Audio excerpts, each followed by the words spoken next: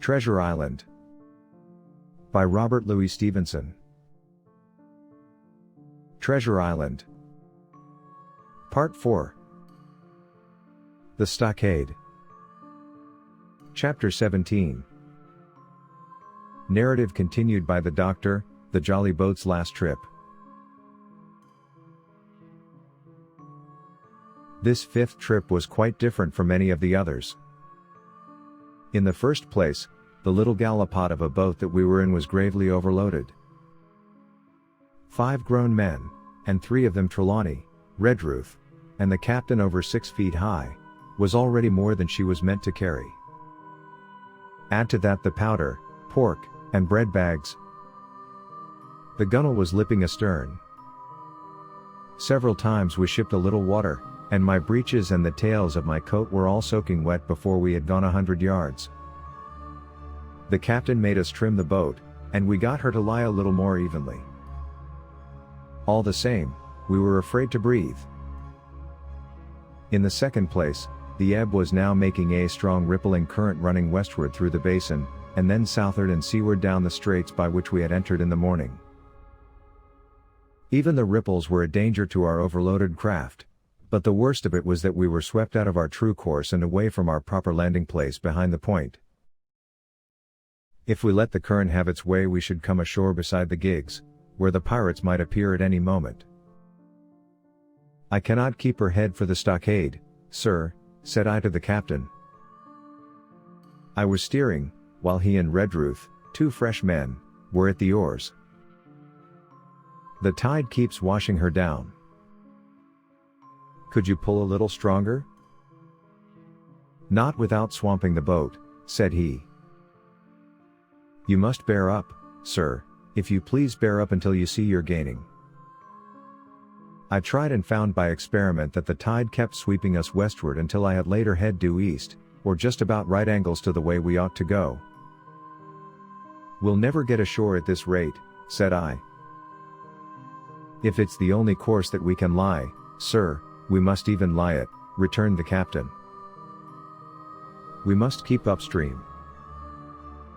You see, sir," he went on, "if once we drop to leeward of the landing place, it's hard to say where we should get ashore, besides the chance of being boarded by the gigs. Whereas, the way we go the current must slacken, and then we can dodge back along the shore." "The current's less already, sir," said the man Gray, who was sitting in the fore sheets. "You can ease her off a bit."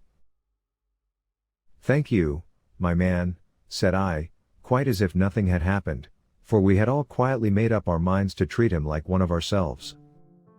Suddenly the captain spoke up again, and I thought his voice was a little changed. "The gun," said he. "I have thought of that," said I, for I made sure he was thinking of a bombardment of the fort. "They could never get the gun ashore, and if they did, they could never haul it through the woods."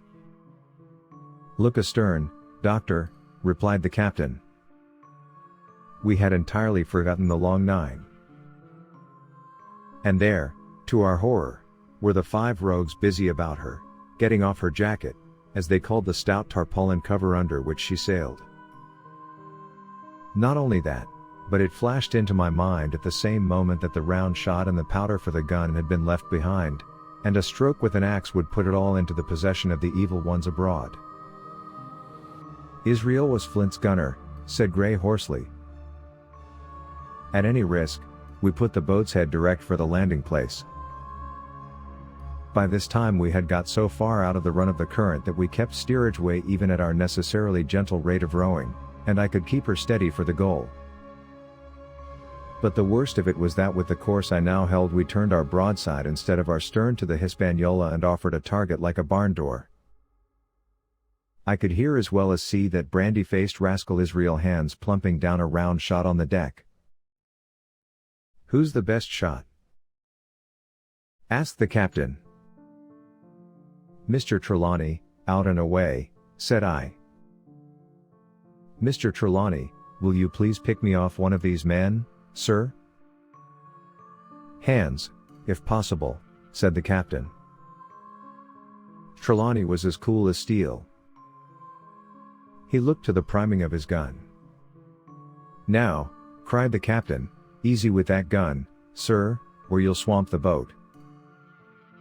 All hands stand by to trim her." When EIMS the squire raised his gun, the rowing ceased, and we leaned over to the other side to keep the balance, and all was so nicely contrived that we did not ship a drop. They had the gun, by this time, slewed round upon the swivel, and Hans, who was at the muzzle with the rammer, was in consequence the most exposed. However, we had no luck, for just as Trelawney fired, down he stooped, the ball whistled over him, and it was one of the other four who fell.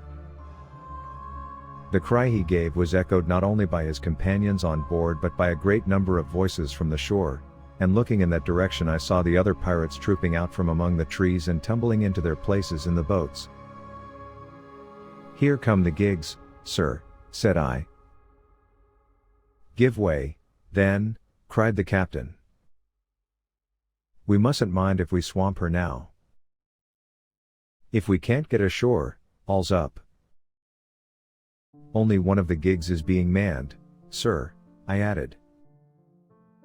"The crew of the other most likely going round by shore to cut us off." "They'll have a hot run, sir," returned the captain.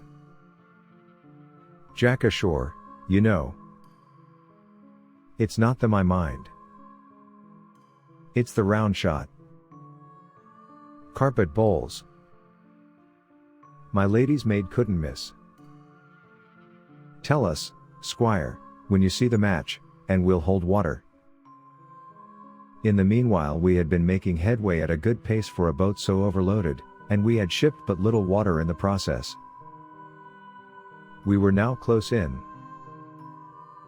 30 or 40 strokes and we should beach her, for the ebb had already disclosed a narrow belt of sand below the clustering trees.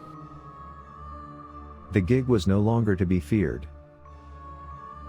The little point had already concealed it from our eyes. The ebb tide, which had so cruelly delayed us, was now making reparation and delaying our assailants. The one source of danger was the gun. "If I durst," said the captain, "I'd stop and pick off another man." But it was plain that they meant nothing should delay their shot. They had never so much as looked at their fallen comrade, though he was not dead, and I could see him trying to crawl away. "Ready!" cried the squire. "Hold!" cried the captain, quick as an echo. And he and Redruth backed with a great heave that sent her stern bodily under water. The report fell in at the same instant of time. This was the first that Jim heard, the sound of the squire's shot not having reached him. Where the ball passed, not one of us precisely knew, but I fancy it must have been over our heads and that the wind of it may have contributed to our disaster. At any rate, the boat sank by the stern, quite gently, in 3 feet of water, leaving the captain and myself, facing each other, on our feet. The other 3 took complete headers, and came up again drenched and bubbling. So far there was no great harm. No lives were lost, and we could wade ashore in safety. But there were all our stores at the bottom, and to make things worse, only 2 guns out of 5 remained in a state for service. Mine I had snatched from my knees and held over my head, by a sort of instinct.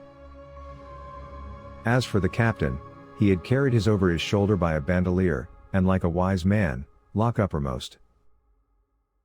The other 3 had gone down with the boat. To add to our concern, we heard voices already drawing near us in the woods alongshore, and we had not only the danger of being cut off from the stockade in our half-crippled state but the fear before us whether, if Hunter and Joyce were attacked by half a dozen, they would have the sense and conduct to stand firm.